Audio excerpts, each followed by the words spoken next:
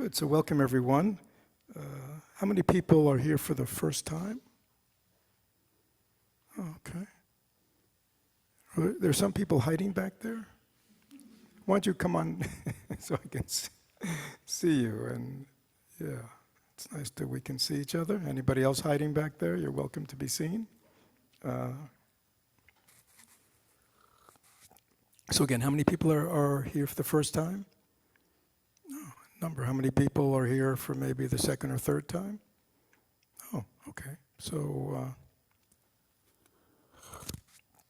that's good. So for those who are new, usually I give or myself or who's ever up here gives a talk on a subject matter related to meditation, Buddhism, but really in terms of applying it to daily life. But what I want to do this morning is really spend most of the time answering questions. I used to do that more regularly, just every now and then, just not give a talk, but just answer people's questions. I mean, everybody here is here for some reason.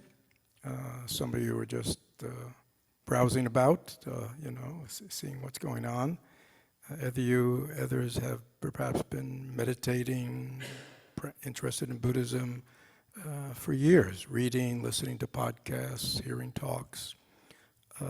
So again, any questions that anybody has about anything, the meditation, the mindfulness, Dharma, but also in terms of, which is really the most important thing, is how to apply it to life. Here we practice what we call engaged Buddhism, which means it's a spiritual practice that's deeply engaged in the reality of our life. It's meant to transform our minds and hearts in the midst of life, in the midst of relationships, in the midst of work, in the midst of all that's going on in our world, which is not easy for many of us. So questions about application, how do we engage, are also open. So please take a moment and just see. And don't be shy. I mean, there's not often that we have an opportunity to talk about these subject matters, that are real, that have real meaning to our lives. What's going on in our life, how to be happy, how to stop suffering, how to help other people. All these kinds of issues. This is not what the world's about, is it? This is not the conversation that's going on social media, at work. So this is an opportunity that we have to really share deeply about this. So take a moment, and if you have questions, please just raise your hand. And people online, they can raise their virtual hand, and you will call on them, and then we'll listen to their question.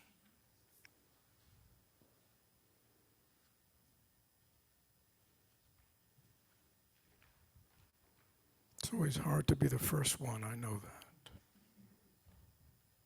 Yes, one brave soul, good. I'm glad to kick us off. Good. Hi, my name is Tammy. One of the things I've been thinking a lot about is the concept of non-attachment. Yeah. And I would love for you to talk a little bit about that and how to approach that in the society, in the culture that we live in. It just seems like such a black and white. Yeah. So that, again, gets really at the heart of practice, right? Because 2,600 years ago, when the Buddha was looking at the causes of human suffering, one of the big ones was that we attach, right? We attach. We attach to this life, we attach to our bodies, we attach to our image, we attach to people, we attach to,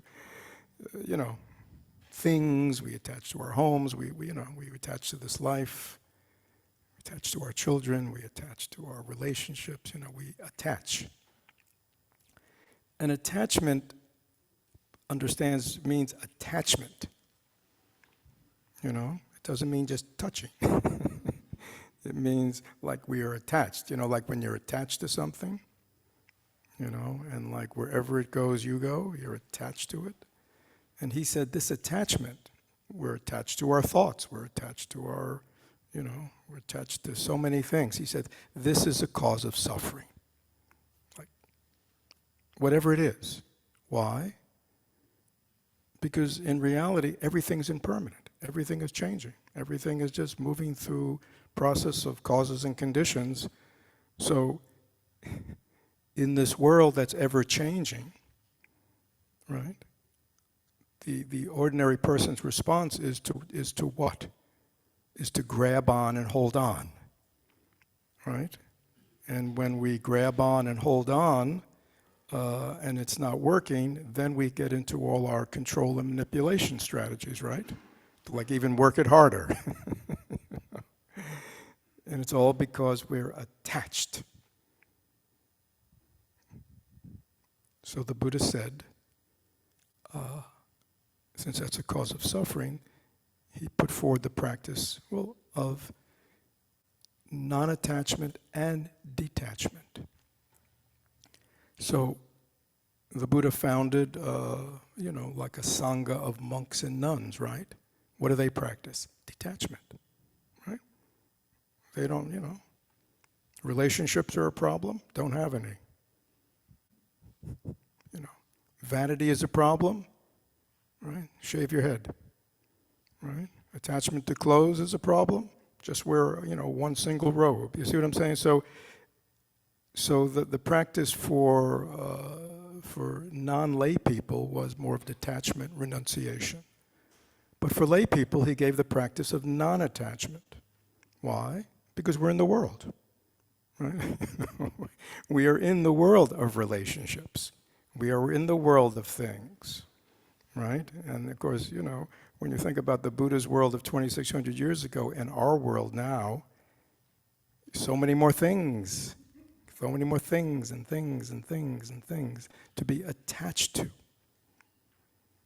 And in a certain way, so much more instability in all areas. Relationships, weather, climate, So, non-attachment. Right? Easy? No. But one has to realize that because everything and everyone is impermanent and constantly changing, to grab on and try to hold, and then control manipulation, is only going to cause suffering for myself and often for the others. So, is it easy to enter into the world? To have a home, to have things, to have a job, to have relationships, and to enter into them fully, at the same time not to be attached? That's the practice. But we do it because we understand that if we attach and try to hold things to stay the way we want them to stay, it's never going to work. Has anybody noticed that? Right? I mean, this is not some kind of esoteric mystical teaching. Right? I mean, if you look at life and you realize, everything is changing, people change. My thoughts change, my feelings change, my mind state is endlessly changing. Right? So I can either fight against that and endlessly try to manipulate even my own mind or manipulate the people around me, because I'm attached to people liking me, right? That's a big one, right? I'm attached to my reputation. I'm attached to my self-image, right? So once we attach to something, we have to engage in a lot of work. Anybody notice that? We have to engage in a lot of work to maintain it and to protect ourselves. And to, that whole, which is so consuming in life, by non-attachment, can be resolved. But so that takes understanding. So I know you're a mother. So I mean, do you love your children?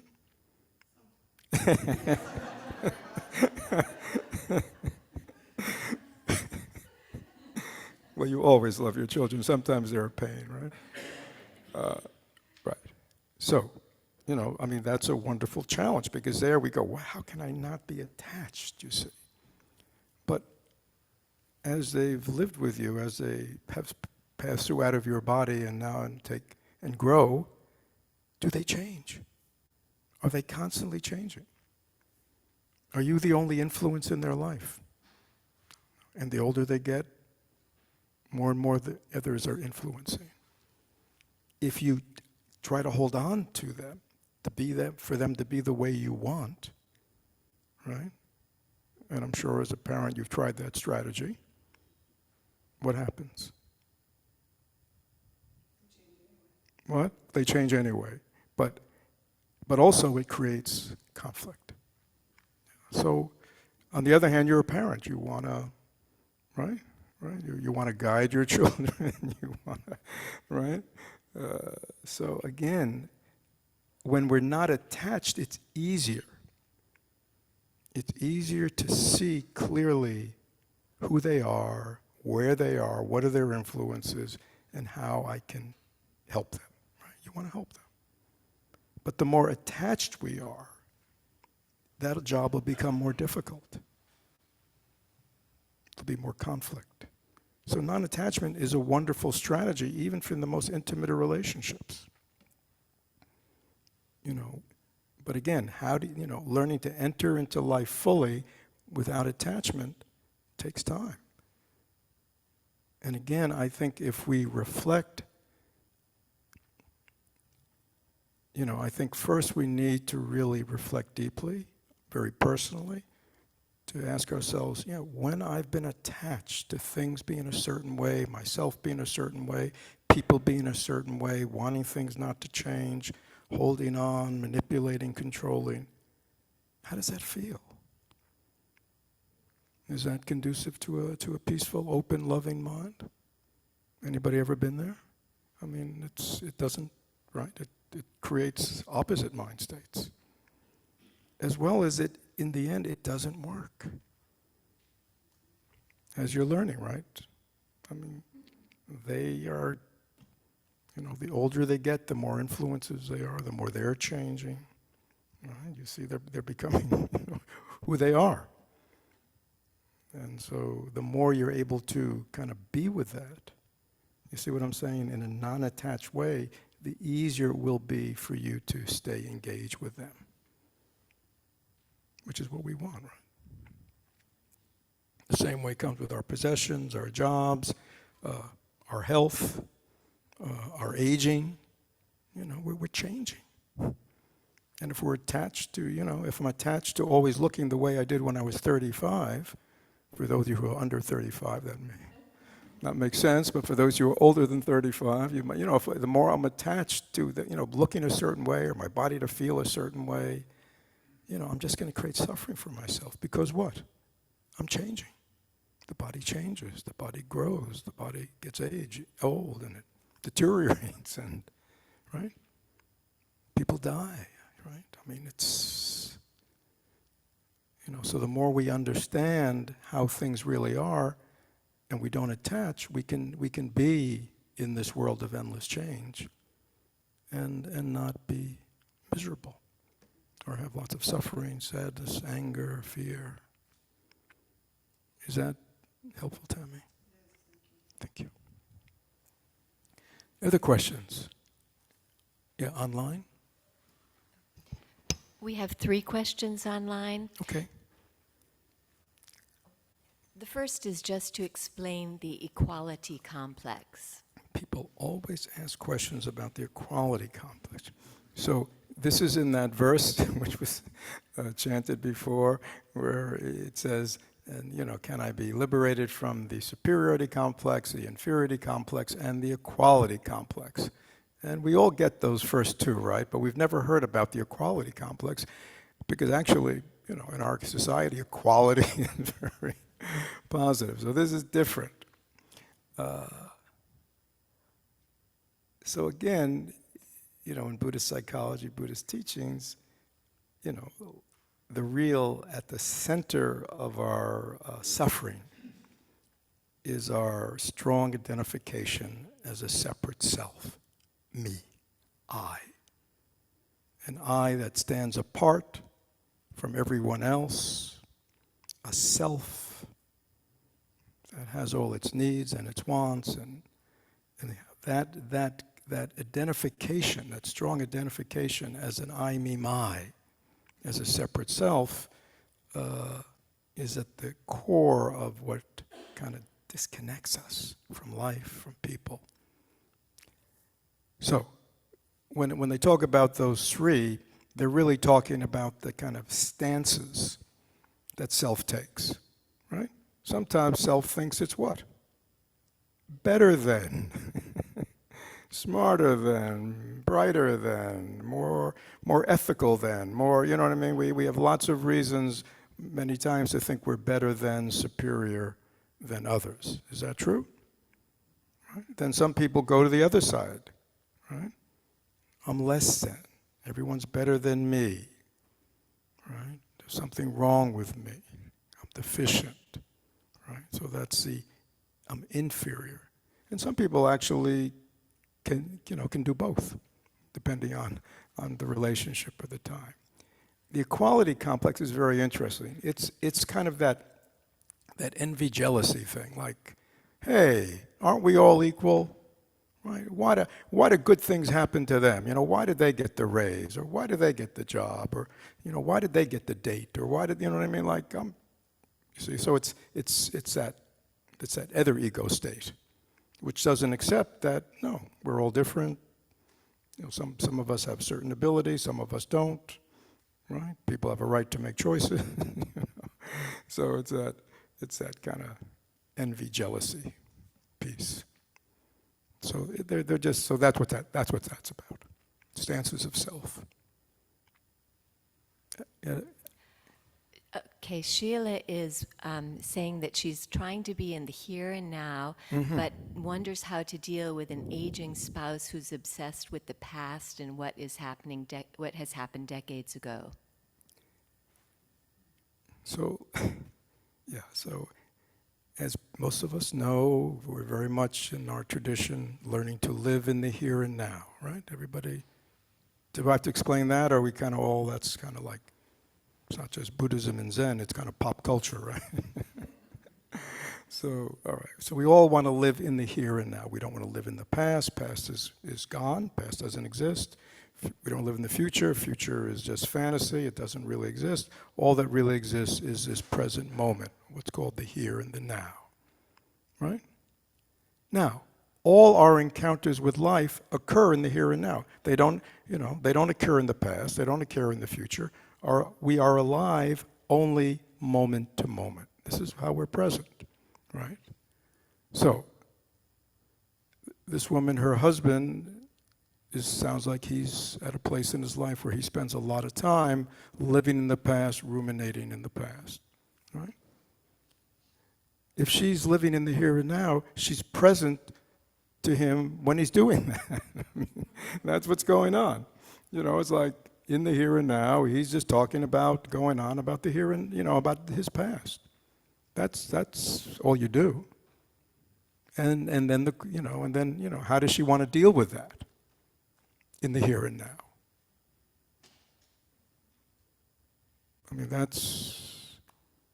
so the here and now is not a place. You see, the here and now is just where our life is actually unfolding. All our lives, all that's going on from the moment we wake up to the moment we go to bed is we are alive in the present moment. Right? So even if we're thinking about the past, we're doing that in the present moment. Even if we're fantasizing about the future, we're doing that in the present moment. Right? Like right now, all of us right here, all of us online, we're all alive in this present moment. We understand that, right? The past is just thoughts, memories. The future is just fantasies. It doesn't really exist. Right? In science fiction it exists, fantasy novels exist. But we know those are movies and they're fiction. This is the only moment that's real. So that's why learning to show up in the present moment and learning to live our life fully in the present moment is really the key to how to live a full life. right? So if we spend all our time ruminating about the past, or, worrying about the future, we're robbing ourselves of life, which is occurring right now. So our challenge is, how can I learn to show up in the here and now with stability and equanimity and open-heartedness, right? All those. Right? That's how we want to show up. And the present moment is wherever we are. When we're home, that's our present moment. When we're with this person, that's our present moment. When we're at work, that's our present moment. Wherever we are, that's our present moment. And our challenge is, can I be totally present to my life in this moment? And that's easy compared to the way we do it, right? Because we're all over the place. And so even when we're in dealing with something in the present, we're dealing with it often in terms of the past or the future. We carry all this baggage from the past. We carry all this baggage from our worries about the future, or concerns about the future. And then we contaminate this present moment and our capacity to live fully, happily, at ease within this moment. Anyhow, a lot could be said about all these things. And Paul wonders if Buddhism is compatible with other religions or if one has to choose. It's interesting. Buddhism is interesting because the Buddha never, Buddhism is not a theology. It's not theistic, right? The Buddha taught a path of how to live an awakened life. He taught a way to live, right? Which included meditation, included ethical living, and included right livelihood. I mean, it's a path of living. He called it the Dharma, right? The Dharma is just a path of awakening, and there are lots of teachings and practices in Buddhism, psychology, that support living that way. But it's not, even though it's become a world religion, I mean, it was very interesting. I mean, when I spent a lot of time with the Tibetans, they don't have a word for Buddhism. They don't call it Buddhism. They call it the way, or the Dharma, or the path. Or if you meet people in Asia who practice, they say, "Oh, I practice the way of Buddha." They don't have a word like Buddhism. That's kind of our Western thing. And there is going back to the Buddha, there is a ceremony for those who want to formally embrace, the path of the Buddha. We call it taking refuge.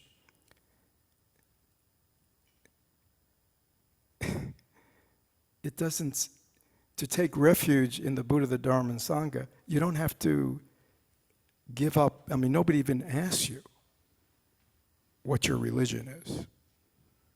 So, I mean, that's not even not on the table. That's your business, right? And if you practice a religion that has meaning to you, wonderful. If you think, following aspects of the Buddhist path will be helpful for you in your life, wonderful, right? But it's not an exclusive. But it's not a theology. It's not a dogma. It's not saying, you got to be. If you're this, you got to get. You can't be that.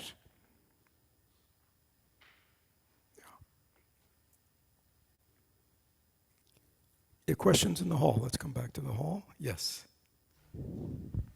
Hi, my name is Juan. Yes, Juan. So this is related to what you were talking about with the superiority complex. In my life right now, my grandfather, who lives in another country and I've been pretty estranged from, is dying. And I see my father in a lot of pain. Your father's in a lot of pain. Yes, he's in grief over it. And for maybe a few years now, I've taken time to create spaces of mindfulness for myself and reading. And I've read a lot of things, and I know I know it mentally. I've never felt it. And I want to find ways to, Say you mentally, but you've never felt what? like, someone dying, Oh, you've never or experienced actually being with somebody who is dying. or being with someone who's in grief over someone Yeah, dying. yeah. And I don't know how to help without the superiority complex coming in, or feeling like I'm preaching, or anything along those lines. Yeah, so non-attachment to views is very central to our path, especially if we want to help another human being who may have their own views. So like you're saying, if you go into a situation with your views and you're going to, impose your views on them, yeah, that could be highly problematic and not very compassionate. I mean, the real practice is compassion, right? Your grandfather's dying. Your father is suffering. And your response to that is what, Juan? I have tried to create spaces to listen, but mostly keeping to myself, just because I don't know how to approach the situation. Yeah, I think you're looking for a strategy, aren't you? It's the problem with us these days. We're looking for strategies, right? We don't do anything without a strategy. We don't trust our heart. I mean, all you do is you just have to be there for them. You have to listen to them. You have to listen to their grief, their fears, You can ask questions, how they're doing, and you're just there for them. If there's some reason that they want some advice from you or some counsel for you, well, then you could share it. But, my sense is, I never barge in with an agenda. Transition is a difficult time. Some people, death and dying, they just go with it. Other people, it brings up a lot, fear, anger, just, or there's suffering. And people, family members, friends, your father's very attached to his father, right? And he suffers because of it. Death is a big one. I mean, death is probably the biggest, the biggest variable in life that we never talk about. But I mean, the fact that we're all going to die, and the fact that everybody in our life is going to die, and that this is normal and natural, and it's going to happen, and has happened, and will continue to happen, right, is actually normal. When you understand that, you can still grieve the loss of the relationship, but that kind of, over-the-top kind of grief that people have, like, how can this be? Or it shouldn't happen, is really kind of, I don't want to use a pejorative word. That's what I'm trying to avoid. You see what I'm saying? You just have to help them. Yeah.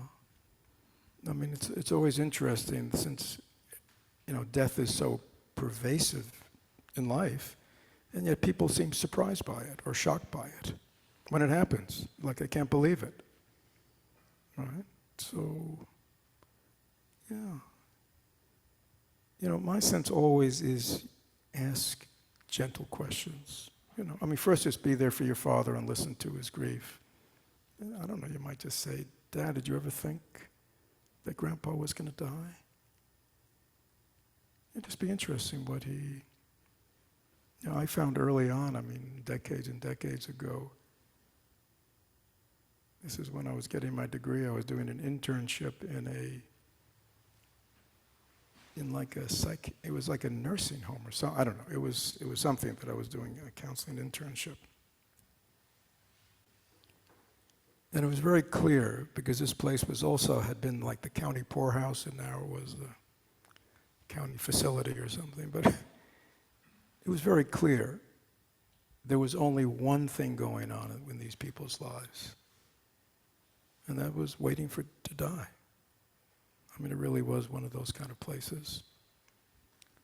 And yet it was bizarre to me. Nobody talked about death. The staff didn't talk about death.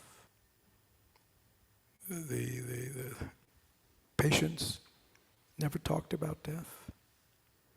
And they had this way, somebody would die. I mean, it was just horrible. Somebody would die, and you know what they would do? These are the old days. I know we have a hospital chaplain over here. What they would do is they would immediately close all the doors on the hall so they could take the person out and nobody would see it. You know, and wheel them away. And then the next day, of course, there'd be somebody new in the bed. And I thought, so I remember once, I'd been there a couple of months, and I was running a group,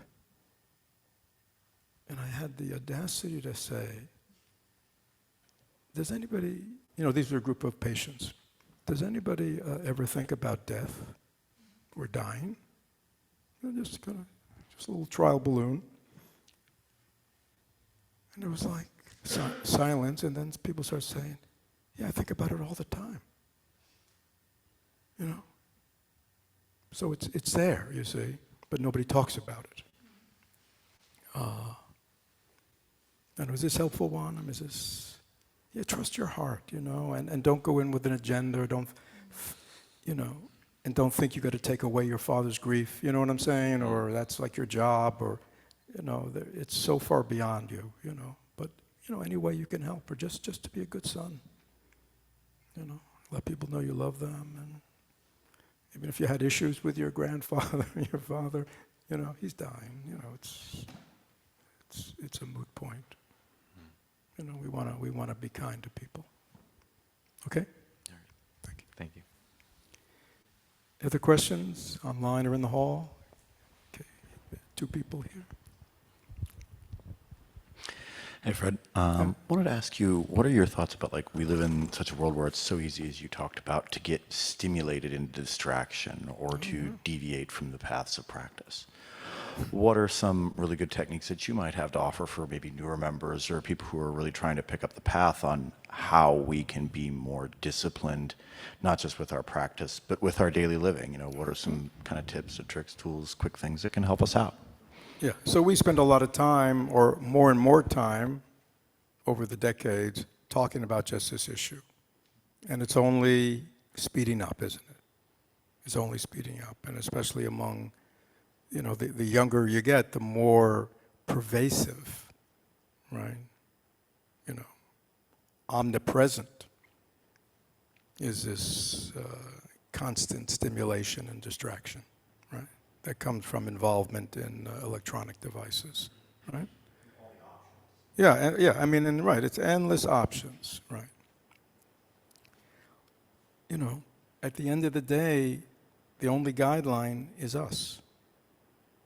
You know, that's the only, because it's right there, that little thing, right? Yeah, I mean, we have to be, each of us has to reflect and go, you know, I mean, the main thing on this side is if we don't have a purpose, if we don't have clarity about our life and what's meaningful and what's purposeful and where I want to put my energies, then there'll be nothing to counteract the seduction, the sophisticated seduction of these modern technologies, right? I mean, these people know all the research on brain chemistry, on how the mind works, on pleasure principle. I mean, they know it. And they are creating these devices to what? What? Capture it. To just keep us, right? Deeper and deeper, more and more dependent. Yeah, so, you know, the only thing more powerful than that is a strong intention and clarity about our life, and then self-discipline. I mean, you know, we need to put parameters on ourselves because it's so easy. You know, I don't want to sound like an old timer, but, you know, like growing up, like the phone rang, you had to walk to get to the phone. Now the phone is right here, right? You know what I mean? Growing up, if you wanted to go to the movies, you had to, go downtown to the movie theater. You know what I mean? Now it's right here. You see? So I mean, it is so accessible. It is so effortless. And the problem is change, or keeping ourselves focused on what we want to be focused on takes what? It takes effort. You see? And can you see the dichotomy? This is effortless. Right? I can just turn it on and I don't even have to tell it. It will tell me what I'm going to watch next. I mean, can you believe the nerve of that? I mean, it's like, and now you're going to watch this, and now you're going to listen to that, and I mean, it's like, if it was like a real person, you go, stop trying to control and manipulate me, right? If you had somebody, hanging over you going, no, now you're going to do this. But they're so much more sophisticated. Yeah, we understand you. You may be interested in this. Have you ever tried this? I mean, one of the things, I had a talk with somebody this week, and this is the difficulty I think that people have with, what we do here, meditation, the whole process. It takes some effort, you see. It takes some training.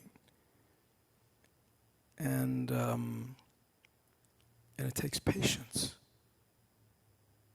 And we are also very low on patience these days. We're very high on impatience. We want it now. And we can't transform our minds like overnight. Because we've been structuring our minds and our reactions and our, for decades. So it takes time. But, so this is like an added mix into the, we have to be very disciplined. I mean, very disciplined. I mean, I'm a so-called Buddhist teacher. I've been at this 50 years. I mean, it is very sophisticated. You go online to just look up something and research it. Before you know it, they're giving you like all these other things to look at, or you know what I mean? And it's a half an hour later, and you realize. And if you add it all up, it's like, so what? All this more information, all these experiences. If you step back and go, at the end of all that, what has that all led to? And a lot of times, I don't think it leads to much of any significance, but it's taken us away from life. Yeah, so it's a real issue. We have to be very disciplined. It's funny, I was just, Angie and I had our grandchildren for 2 weeks, and you know what I did to my poor grandson? What? I put him on gaming detox.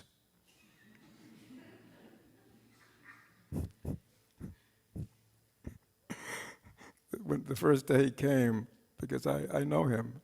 I mean, his parents are good. They sort of, limit his game time. But the addiction is he's thinking about it all the time. And he's talking about it all the time. And he's watching videos about gaming. You know what I mean? The people are, it's like. And so when the first day he got there, and he's very bright, he's 11, I had him look at some sites that do kind of a self-assessment on addiction. Check. So he can put you on detox while you're with us. And it was great. I mean, he was great. All of a sudden, like this space in his mind opened. I'm sure he's right back into it now. Now that he's home, because it's addictive. The dopamine is just flowing. Yeah, it's a challenge, right? Yeah. Good. Other questions?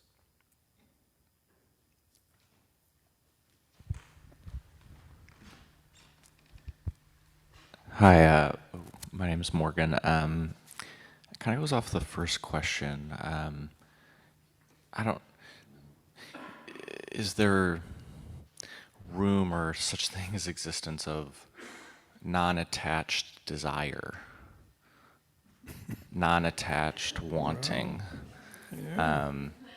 I'm thinking personally, you know, I think I take it too far sometimes, the non-attachment, and Yeah. it's then, well, what do I even want? Yeah. How do I make decisions about the life I want without being attached to the outcome? But is there room for pursuing of your authentic Yeah, of course. Okay, so self that's in a good life? question, right? So, yeah, that's good.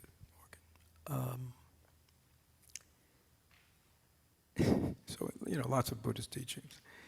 There are various realms. You know what our realm is called? This human realm that we live in.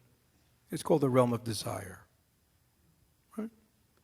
So that's the world we live in, right? We wake up in the morning and the first thing we desire is what?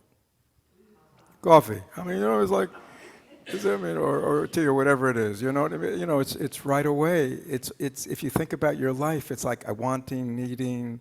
What do I want next? What do I want to do? So we live in the world of desire.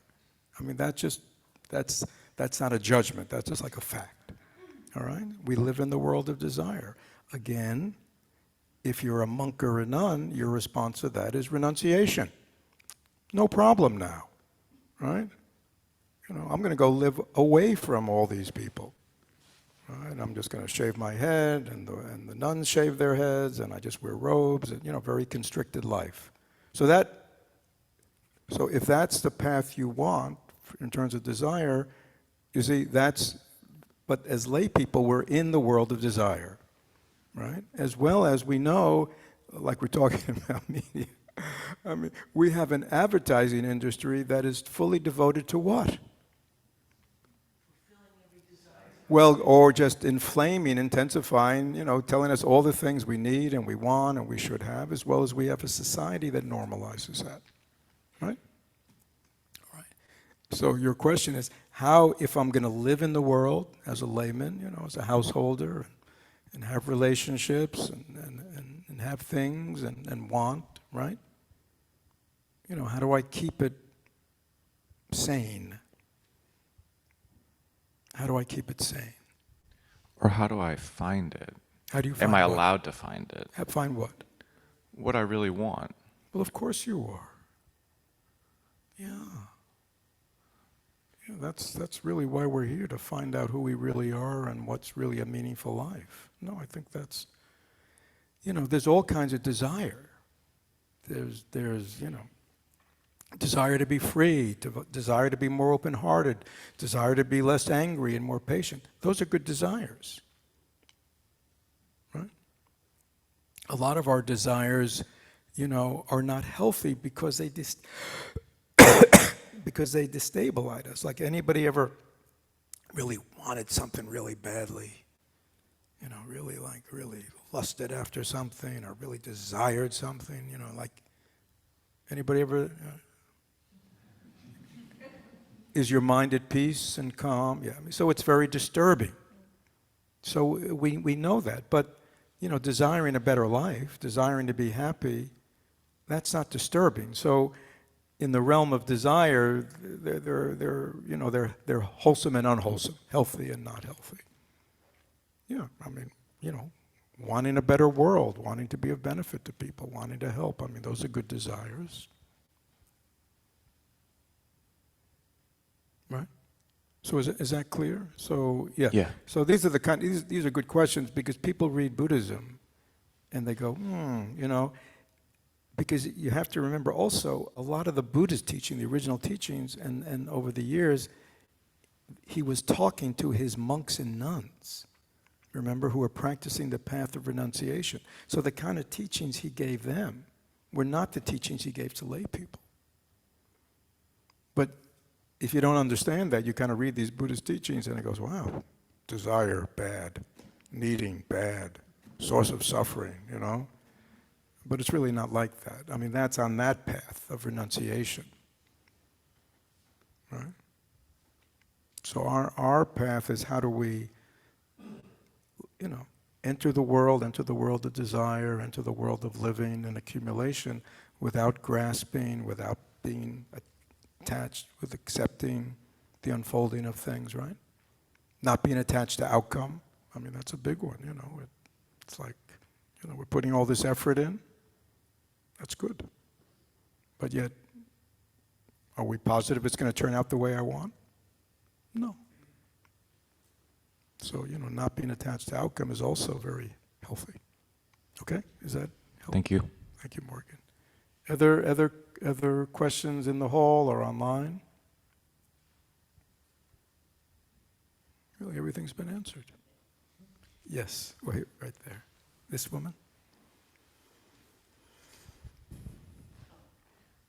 It's not really. I guess I was pointing to the woman behind you, but and then you can go. So, Sorry. question, yeah. Thank you. I have so many questions. I don't know where to begin. Go on. We'll just wrap them all into one what or do two I do really about big the ones. stress There- of all the questions that I have? No, all I'm right, just but kidding. which ones are like most important to you? So I'm Kelsey, by the way. Hi. Hi, Kelsey. I appreciate this because it's very, I'm thinking a lot, so thank you. I have a particularly stressful and difficult busy season coming up at work. So when I'm sitting at my desk and I start to get anxiety and I get caught up in I almost get so much anxiety that I freeze and I can't do anything. Stop. Okay. So you're living in the future.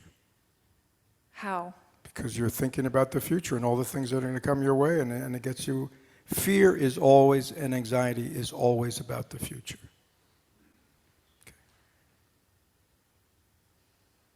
Okay. Right?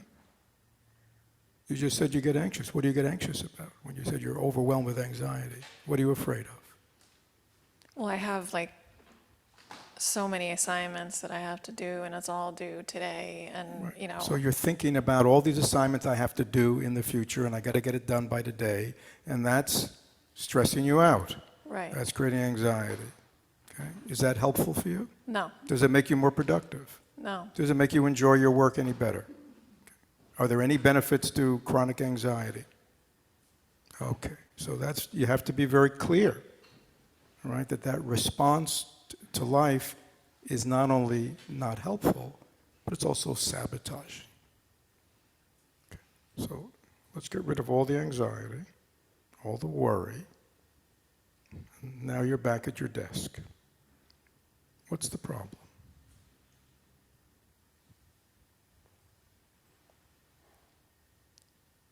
You have work to do? Okay. What are you going to do?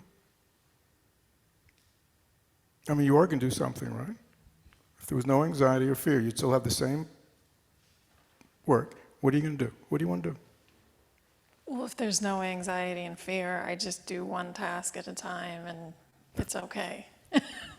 There it is. I mean, Kelsey, you could have written the book. I mean, that's it. But I can't. How do you just do that? That's Well, you got to retrain your mind. You got to really stop living in the future and realize how defeating that is, right? You're just fantasizing, that all these, I'll never get it done. You're not just only thinking about it. It's like you're thinking about it in a negative way. I'll never get it done. It's too much. I can't do all this, right? I mean, that's what's defeating you. So changing the way our mind thinks is very much part of this practice. We want to have a healthy mind, don't we? Right. Yeah.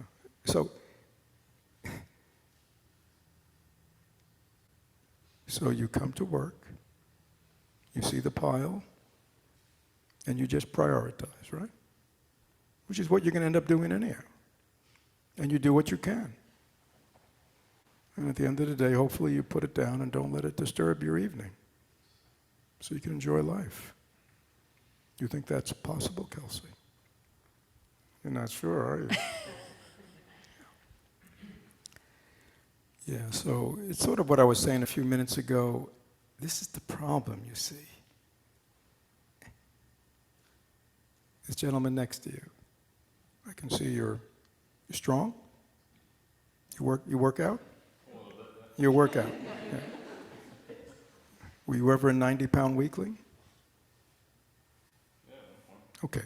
How did you get from being a 90-pound weakling to a man who's strong, and right? How'd you do it? Just Consistent work. okay. Did you hear that? Can you give him the microphone and just say it out loud? Consistent work. All right. I mean, you know, it's funny. We understand that, right? So if somebody's here and they're kind of their body's weak and they don't have a lot of energy and they want to develop, more of a healthy body, right? They'll either start on their own or go to the gym or something, start training, and they'll learn, no, you're not going to have the body you want tomorrow, right? It's going to take you what? Time. And you're going to have to, be disciplined, right? But would you agree? What's your name? Nick, would you agree that anybody who undertakes the discipline and is consistent and is patient will, yeah, I mean, this is not some mystical thing, is it, Nick? No, it's all right. But when it comes to our mind, we don't understand it's the same thing. We have to develop strength of mind. Right? So in meditation, mindfulness, concentration, this is how we develop mental muscles, which then we can apply in life. Okay? But just, Kelsey, by beginning to really accept that anxiety is defeating you and it's produced in your own mind, because the way you're thinking about and responding to what you're doing at work, and that's got to change, right? So in that moment, I guess I can think of tools to practice, like I'm sitting at my desk and I see, the things piling up and the emails coming in, and I can think, okay, Stop. now this is Stop. what... Take a breath. Just relax. As soon as you begin to see her ramping up, help her. Don't desert her. That's what the problem is. We desert ourselves, right? I mean, she's starting to freak out, and you just kind of pile it on her, right? Because maybe she forgot about all this other work. So stop. Relax. Come back to your body. Come back to your breath. Talk yourself off the cliff. You've got to learn to talk to yourself, right? As if you're a person who needs your help. Talk her off the cliff. Talk her down. Talk to her just this way I'm talking to you. You calm her. Okay, what are we going to do first? That's all. So let's just stay focused. Do you talk to yourself that way? Historically? No. I mean, sometimes I'll become aware, and then I try to just slow down and calm myself down, okay, this, But you see, if she's already agitated, it's very hard. Have you noticed that? Yeah, I mean, once the horse is out of the barn and running, you're just kind of holding on, right? So you got to get it early. My sense is, you get it before you go to work. Is this a common problem? There's always too much to do and too little time. Yeah. So I mean, and how long has this been going on? 2 years. 2 years. All right. So you're all right. So you're a pro at this. You know the way it's going to be, right? Yeah. So you gotta go to work with you gotta prep your morning meditation. You stabilize yourself. You calm yourself. You have a conversation with yourself about work. You imagine, just going to work and showing up the way you want, and okay, Don't just walk in blind like expecting there's going to be nothing on your desk and no emails are going to come in, right? I mean, you gotta be wise, right? And have your strategy and do your best to stick to it. And the important thing is if you see her begin to rev up, stop, which is very hard for us. Stop. Just stop. Put it down. Come back to yourself. Come back to your breath. Come back to your body. And then when you're in a good place and you've talked to yourself, then begin again. But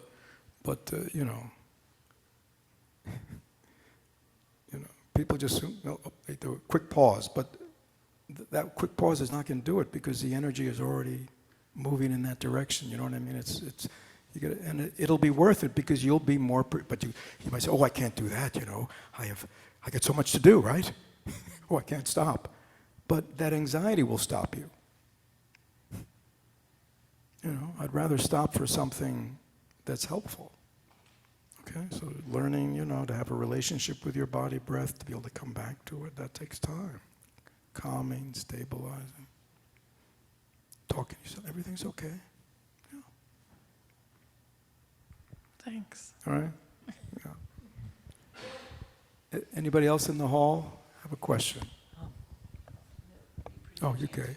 My question. Okay. Somebody else? Anybody online? So everybody's good? What? Somebody has a question?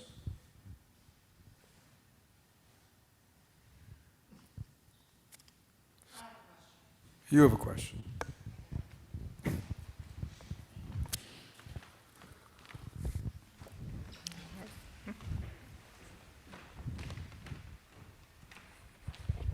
Thank you. So I'm Kim. I've asked you before and I didn't quite understand it. Okay. Could you speak about Buddha nature and Oh, is wow. it permanent? So this is the deep end of the pool. Oh, I'm sorry. Is it? in Well, Buddhism? Buddha nature's kind of a good little teaching. No, Buddha. No. So. Oh.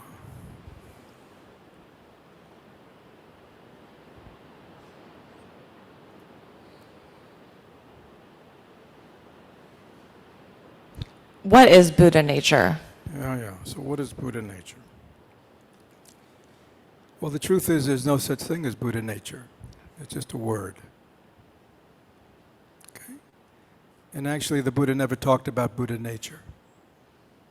It's after, and it's a little controversial in the realm of Buddhism because the basic teachings of Buddha is there's no solid thing, so to say there's something. But we can talk about characteristics, right?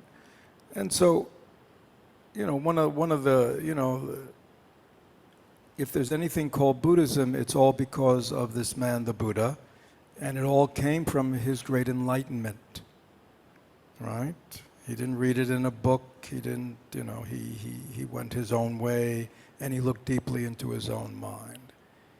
And his great discovery was that this constructed self and all the thoughts and concepts around who I am and who everything is was just the superstructure of the mind.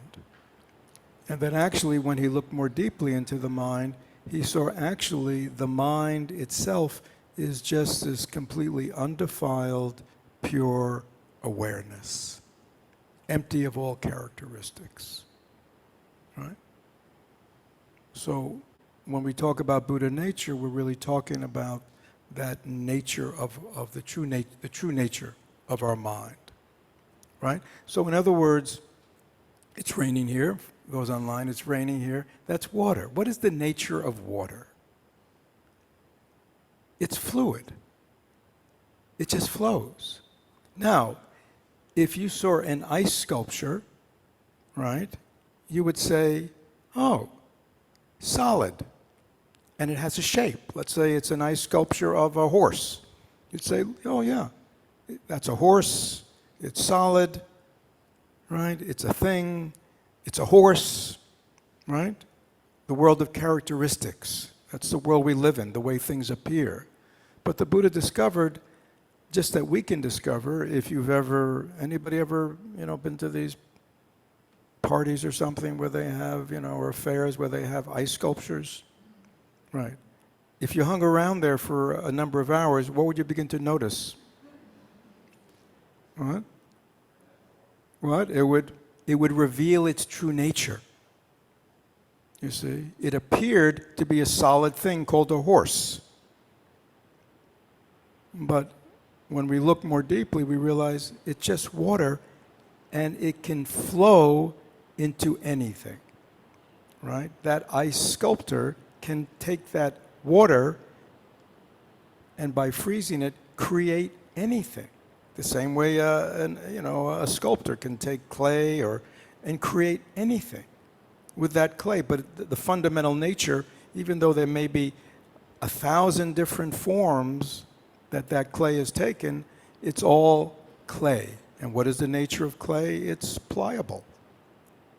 Right? It's pliable. Right? So from that point of view, each of us are kind of have frozen our nature into a construct of self. Me, you, him, her, and all these ideas and all these stories, and we retain them by memory. We just keep endlessly reifying our belief like the ice horse. See, the ice horse, right, thinks, wow, look at me. I'm the center of this beautiful buffet, and everybody's coming around me and saying, wow, what a beautiful, right? He doesn't know that what? It's not going to last. What? Yeah, that his nature is going to reveal itself. Right? And all of a sudden he starts to melt and he begins to panic. Because he doesn't identify with his water self, the true self of who he is. And that's what our problem is. We do manifest as, like you manifest as Kim, and you've had your life, and you have your stories, and you have your, you know what I mean? And you've constructed this whole thing, but it's all constructed out of this much vaster, purer mind awareness. And when we know that, that's a very different experience than the self-identification. Because then we get into all these things like anxiety, right? See, I mean, you tell me about what goes on at work, right? And all that work, and I'm very calm. I can listen to it, right? Because I don't identify with it. Because I'm not you. You see what I'm saying? But you really identify with Kelsey, don't you? And her work, and she's got to get it done. And that constricts her. So kind of knowing that we're also water, and our mind is very open and pliable and aware, gives you space. And it's an easier way to live life, to have some space in our mind than have it always constricted. And we constrict around our stories of who we are and what's going on and what's going to happen and what did happen. We've constructed a story from our past. I'm a this and I'm a that. It's all just constructed. Right? Anyhow, that's the deep end of the pool in Buddhism. Any other questions online or here in the hall? Here's your chance. Everybody's clear? Understand the teachings, know how to apply it?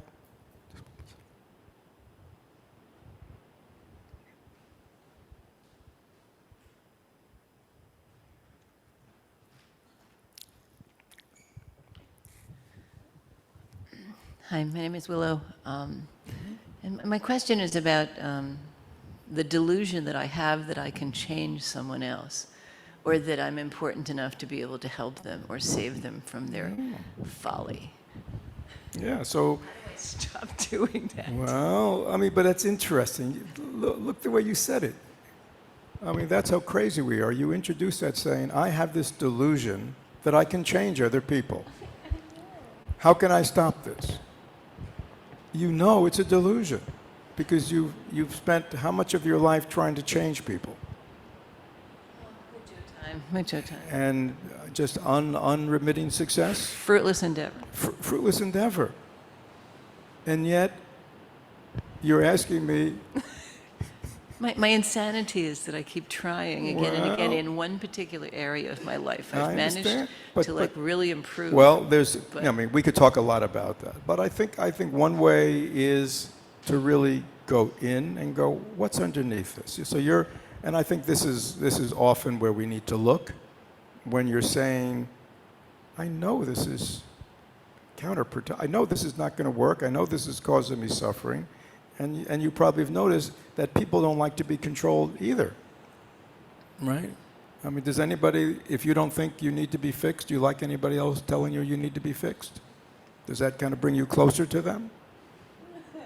No, I mean, no, so I mean, nobody likes it anyhow, and they're not, and you know they're not going to listen to you, right? So when you see yourself acting in this kind of irrational, counterproductive way, over and over, and when intellectually you know better, right? That's what you're saying, you know better. You know there's something else down here, right? And that's where we need to look. There's another part of me that will not let this go. And that's, I think, a very important for us psychologically to understand that we are conditioned, by our past. And especially when we have these kinds of struggles between our head and kind of our, I don't know, not heart, but you know what I'm saying? That you really go, there's something else going on here. Because rationally I get it. And yet there's another part of me that's obviously wanting or needing something, or just doesn't get it. I often say to people, we show up in like what we're doing today, we show up with our intellectual cognitive mind. It's curious, it wants to learn, you see. But the problem is, the bigger part of our mind is our conditioned mind, right?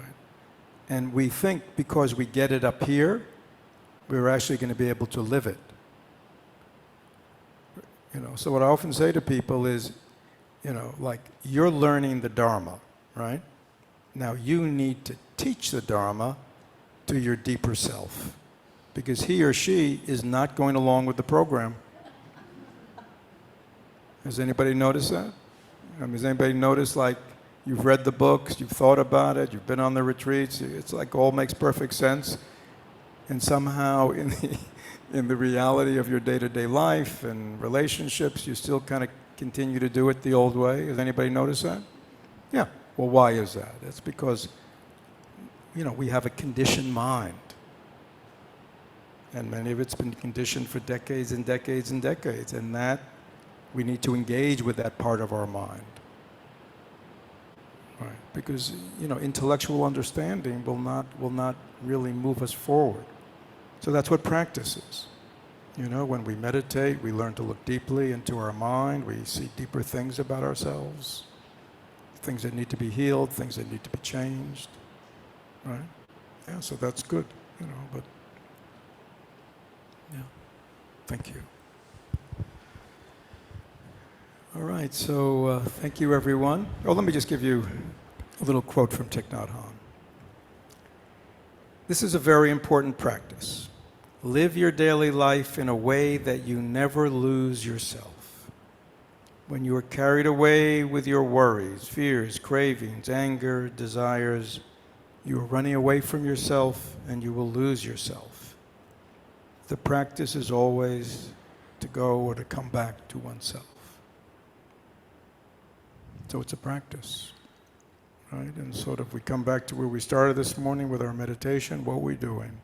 Learning to establish a relationship with our body, our breath, a place that we can come back to, a place that we can take refuge in, right? That's more stable and more permanent and consistent than these, endless arisings of thoughts and feelings and responsive situations, right? So, like Kelsey was saying, or you were saying, it takes practice. You know, it's not just going to happen. We have to kind of develop a ground and a relationship with ourselves so we don't just get swept away by this, you know, this reactivity and emotionality. But it will happen. Right, Nick?